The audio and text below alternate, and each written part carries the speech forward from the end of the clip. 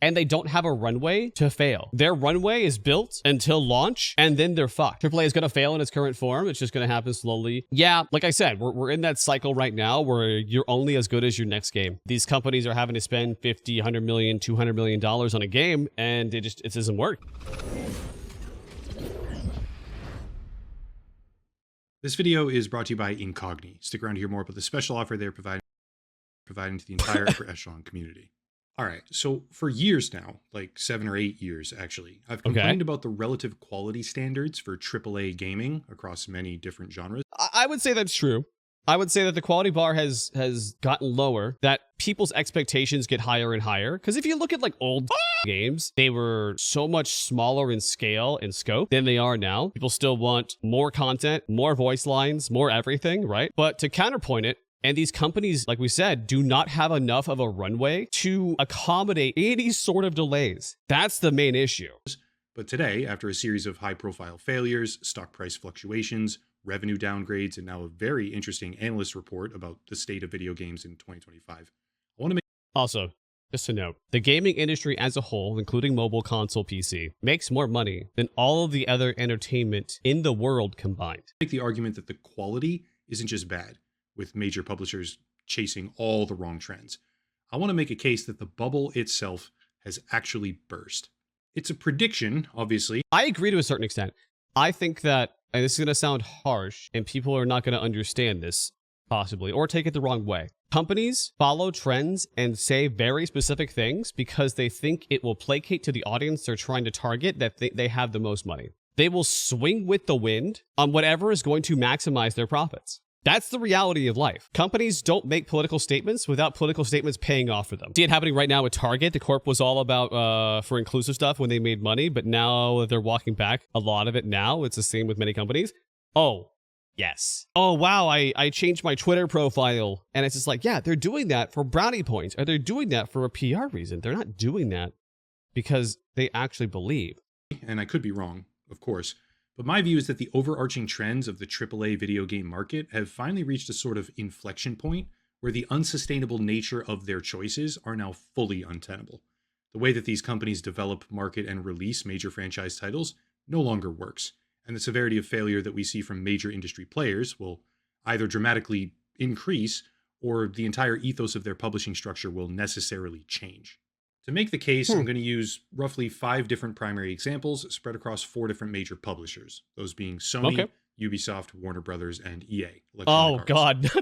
Ubisoft's a very special one because Ubisoft is just, they placate so hard. They don't really do a good job in terms of like representation. It feels very hollow. As someone who works for a French company, they are a very particular type of soullessness. Yeah. I would agree. I've worked for a French company before too. It is very, very uninspired and very soulless. Including with a hilariously out-of-touch analyst report indicating that what game makers appear to be hoping for is a normalization of higher price tags in an industry where the product that you get isn't even a product, often gets shut down, and never deserved the price tag it had in the first place. In summary, the AAA video game industry bubble has popped, in my view. Let's start with this. Suicide Squad Kill the Justice League. I've talked about this one before, so I'll be quick here. I'll say it that way. A lot of these games failed because A, the writing sucked, they placated, or they were trying to compete in an area that already had plenty of games. When you're trying to compete at the pinnacle, at the top of the mountain, there is only so much air. Someone's gonna suffocate, and you just gotta hope that it's not your company. But Suicide Squad Kill the Justice League is an abject live service failure. Developed by Rocksteady under Warner Brothers as their publisher. 100%. The game utilized extremely well-known brand IP, which is a bit of a theme for the video. However, the final product was completely uninteresting. In terms of player traction, the game was an abject failure. I'm actually curious on like what audience was Suicide Squad for? In layman's terms, there was too many cooks in the kitchen, so it turned out to just be a brown slop. It wasn't long until Rocksteady announced that there would be no more future content ever developed. Yeah, because it's not financially sustainable. That's what it all comes down to. If they're not making money, if it's not selling, why would you continue to pile money on something that is a failed child? Keep in mind, the whole point of a live service game is the future content. But it's live service. It goes on forever. Why would they spend millions of dollars for every update? Because major publishers identified that a season pass kind of structure allowed them better live services to make money. whoever's in their projections and finance department that probably projected the sales while doing market research, I'm going to use that very loosely and in quotation marks, flat out lied. Same as the Bungie guys, right? Bungie did not hit its quarterly mark because they had this notion that COVID's numbers were going to stay steady. And that's just so far from the truth. Better ongoing monetization. That is, better monetization if you have a player base. For Suicide Squad, there was no player base, which led to the game being directly cited in the Warner Brothers first quarter 2024 earnings call as a primary factor behind a $200 million revenue drop for the company compared to 1 year prior. I'm not entirely sure how much the game originally cost to make, but whatever the development price tag was, it was an example of shipping something that the players do not want. There is one reason it's the only thing that made it through the corporate meat grinder and reached release. I would say this. There's a reason why people love Palworld, and it's effectively because a really small indie company did better than a multi-billion-dollar company like Nintendo. But with smaller companies comes less oversight, less approval processes, less cooks. Next I want to talk about Ubisoft, because Ubisoft is probably the best example you could possibly ask for when it comes to failure.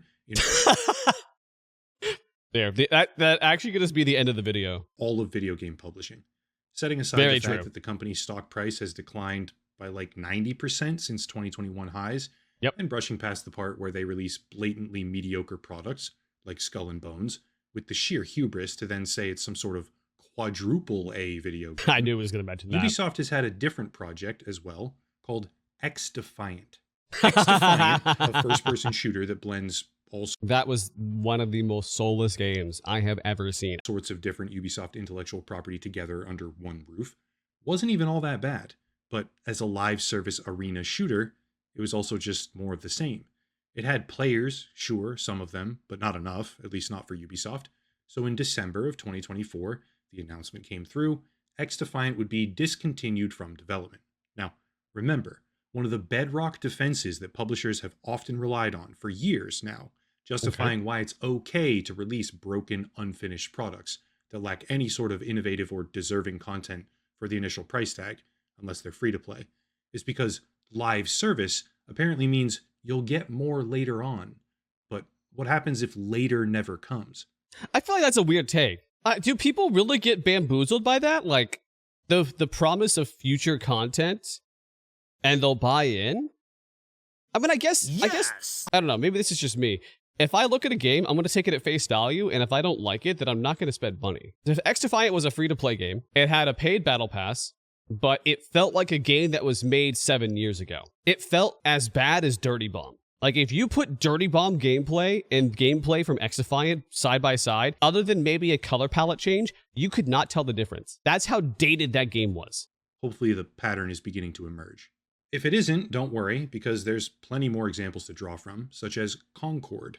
Now, as a side note here, some people like to make broad sweeping accusations that some or all of these games failed because they're, quote, woke, unquote.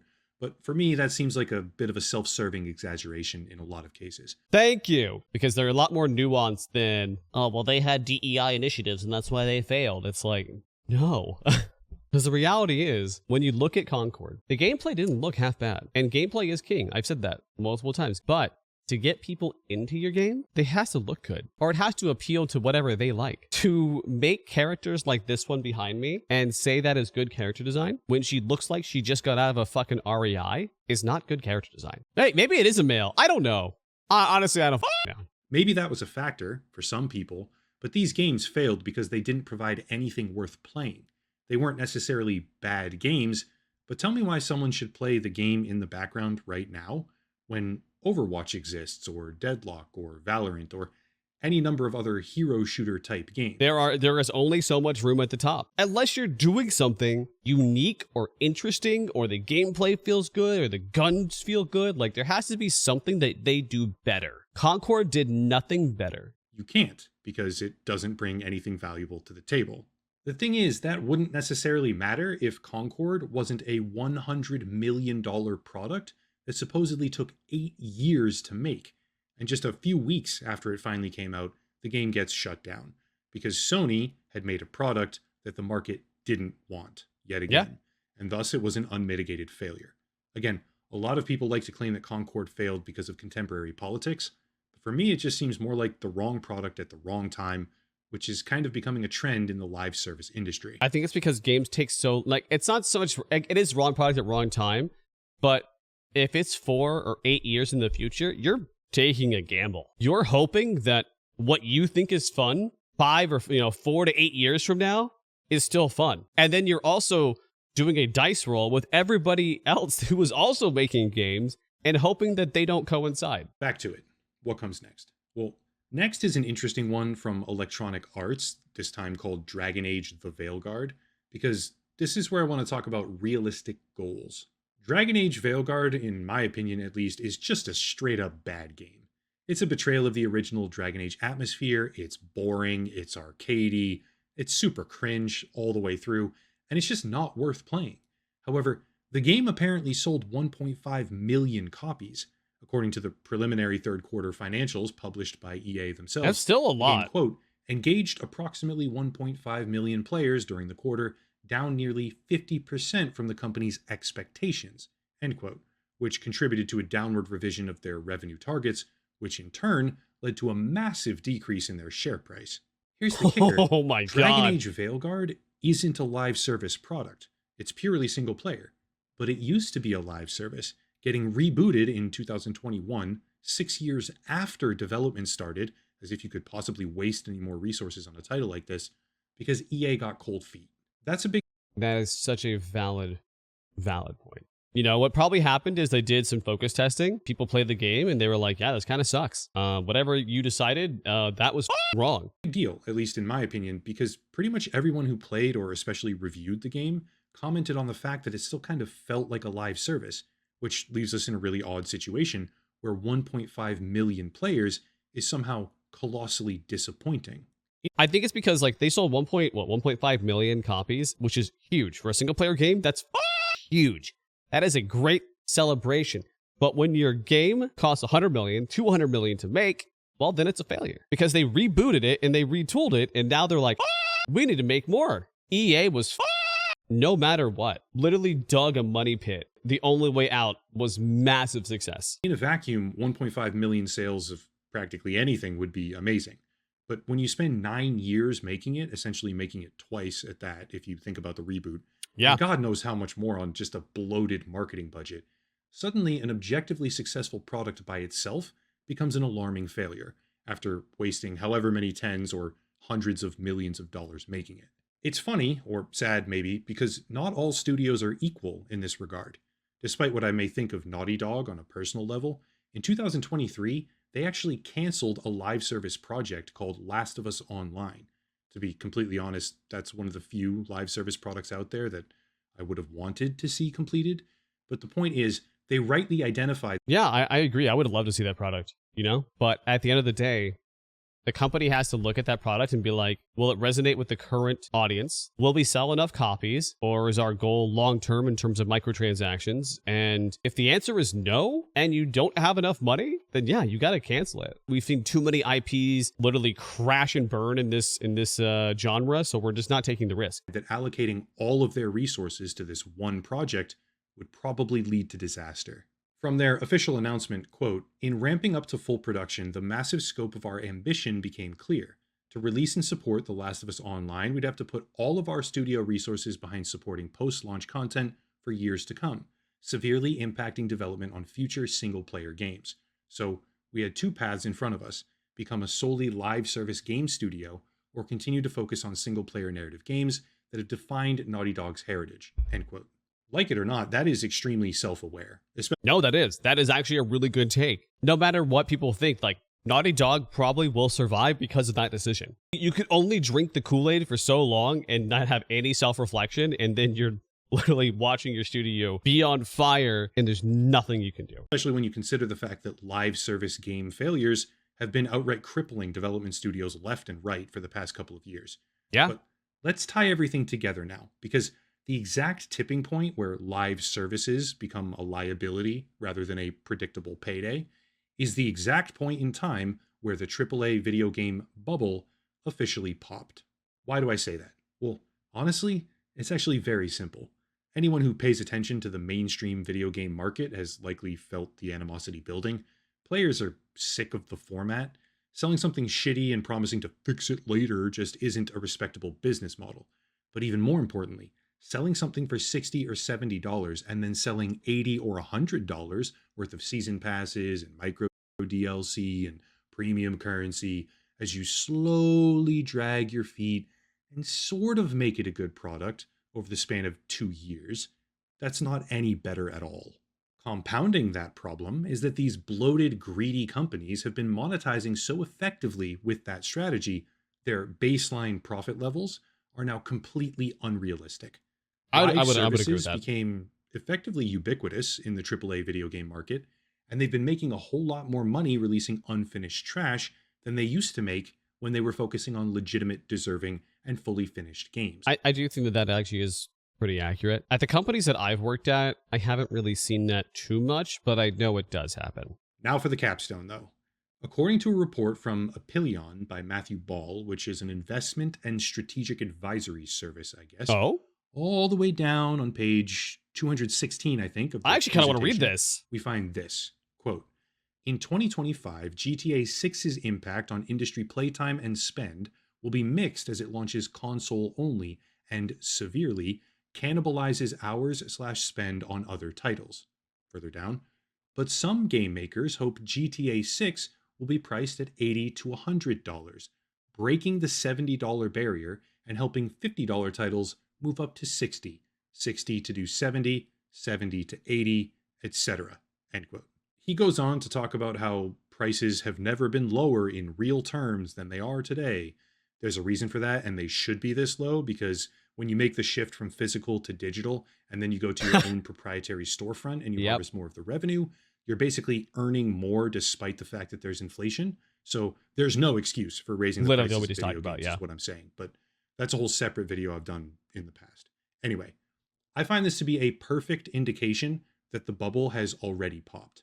See, GTA 6 costing $100 in a vacuum is most likely perfectly fine. A game of that scale with the track record that Rockstar has, GTA 5. I don't think if it costs $100, they'll be bitching. There's always bitching, but I don't really feel like anyone would actually bat an eye because they, like he's probably going to say, they know that they're going to get the quality. They know that they're going to have a good experience with that game because they know that Rockstar is not going to release some trash. Red Dead 2, etc. Yeah, $100 might just be pennies per hour of entertainment, Yeah. beating out most, if not all, other contemporary releases. However, the broader market, yeah, they do not deserve that money. Major gaming publishers have been releasing absolute garbage, often so bad it gets canceled, recalled, or shelved within months, as they over monetize that garbage. And when faced with a situation where the business model of live service is faltering, raising the prices on your customers to make up the shortfall of your own habitual failure isn't the solution. It's like the Titanic. That's But good. imagine That's if the honestly- captain grabbed the wheel and just That's actually, I mean, I'm really happy that he's making some, like, honestly, really valid points. But they're just trying to make up the money with predatory monetization tactics. I feel like it's just the tricks of the trade that have worked in the past, people are kind of getting fed up with because inflation is getting so bad and people are spending less money on games. Or they have found the game that they want to invest in, so trying to spend money on another game is useless. It's pointless. Why would you? steered it full tilt right into the iceberg because he's too stupid to realize that the ice doesn't give a shit how fancy the rich people's boat is. The AAA gaming bubble already popped because they've been squeezing their audience with scumbag tactics and trash tier products for years with no backup plan. Remember, there's an imperative here from the shareholders that they continue to make more money every single quarter like clockwork without fail. More, never less, not even the same, has Yeah, that's unsustainable. And that's what he's kind of trying to get at, right? Happy graph go up. I think it's more so that we are having a massive correction. And now people are like, oh, fuck. Because a lot of game studios, you would have like massive waste in terms of like different incubation projects, wasting millions and millions of dollars that really didn't go anywhere. Like there wasn't, because they were making so much money, there was not as much of a tight leash on the money. to be more or it's failure. And if they don't do that, they get removed as leadership, right? That's when you see the CEO get purged or a new CTO or whatever, right? The board of directors becomes unhappy. But what happens when you can't make more money? Because no one wants what you're making, and what you were making was already so hyper calibrated to steal as much as you could get from the customers without deserving that money because you didn't make something that actually deserved the price tag. No version of reputable game ever will make up the difference to that. I'd That's agree how with a that. bubble pops, obviously, because you can't go up anymore. You destroyed your own credibility to a degree where you can only go down. Everyone's I agree with it to a certain extent. I think that the bubble has popped for certain developers. I think other developers will still succeed with a AAA title. You actually have to make a real product to succeed. You can't just clone something or copy it and put a new slap of paint on it and just call it a day, or release something that is way too bug ridden to the point where no one wants to buy it or spend any money. There's been so many game releases that are just like flat out broken, and it takes them 3 days to fix it. And that's just unacceptable. felt what I'm talking about here, if we're totally honest with each other. Games are just shit nowadays. Yeah, there's highlights, good ones here and there, and indie games that go above and beyond. Absolutely, for sure. But the AAA video game market is rightfully falling apart, in my view, because they just don't. I think it's because live service has destroyed it. Everyone chased live service. Sony chased live service. Like every major AAA publisher has been chasing live service, and most of them have failed. Don't do good work anymore. They got lazy, they got greedy, they prioritize marketing and live service products above innovation. There we go. It's completely disconnected. It's a bunch of people in suits that think like, oh, if we change the price tag, it's going to fix the problem where we're only getting 1.5 million copies sold. No. I mean, that's because it's a lot of venture capitalists that are driving decisions now. Make a good game. Don't make cartoony, arcadey garbage that betrays the franchise history. Like, stop. It's insane to me. Eventually, the cycle comes crashing down on their heads, which I believe is now imminently happening, especially if they try to raise the prices. That is the most comedic thing about all of this. Raising prices on the same live service slop that the community is already openly rejecting doesn't save your business. It accelerates the pop of the bubble, which I think is here, and I'm not even slightly sad about it. Major publishers years ago, many years ago, identified that they could sell half-finished bullshit and monetize it every step of the way. Over time, people got sick of it. The market is crowded, the innovation is gone, and people are now much more risk-averse when it comes to buying something that might, with big air quotes, get better over time. Yeah. Customer mentality changes. It's an ebb and flow, right? There's tides there. But what does not change are the greedy expectations of publishing companies, leaving them in a situation of their own design, by the way, where they can't make the money that they're expected to make, which leads, inexorably, to a crash. He's simplifying this a ton. And I think he touched on a lot of those points where dev cycle time in terms of, oh, wow, we spent 8 years in this product. To make a profit, we'd have to sell 4 million copies. If you make something really fast, it costs a shit ton of money. If you take too long, it costs a lot of money. There's a sweet spot. And I think that's where you'll start seeing, sadly, a lot of AI technologies, and they're not there yet. They're nowhere near ready yet. But you will start seeing AI technologies replacing some of the workforce. Not going to be all, but it definitely is going to be replacing workforce to cut costs. You're going to be looking at just a ton of things to optimize and to be risk adverse in terms of like how many people you have to make a game. It's not really a bad thing. I think that a lot of these studios have gotten so bloated that they have just too many people because they're probably being a little bit too ambitious. Or to the point that you guys made, sometimes they're just not smart enough. The AAA gaming bubble, as a result of live service fixation, has popped. That's it. If you want to support the channel, check out the links down below. Video sponsor, of course, Incogni, Locals, and Patreon for monthly subscriptions, channel memberships, merchandise, etc., a whole bunch of stuff. But I'll cut it there and stop rambling. As always, thank you all for watching. Question everything, and have a nice night. That was actually really good. Honestly, like a lot of very, very, very valid points.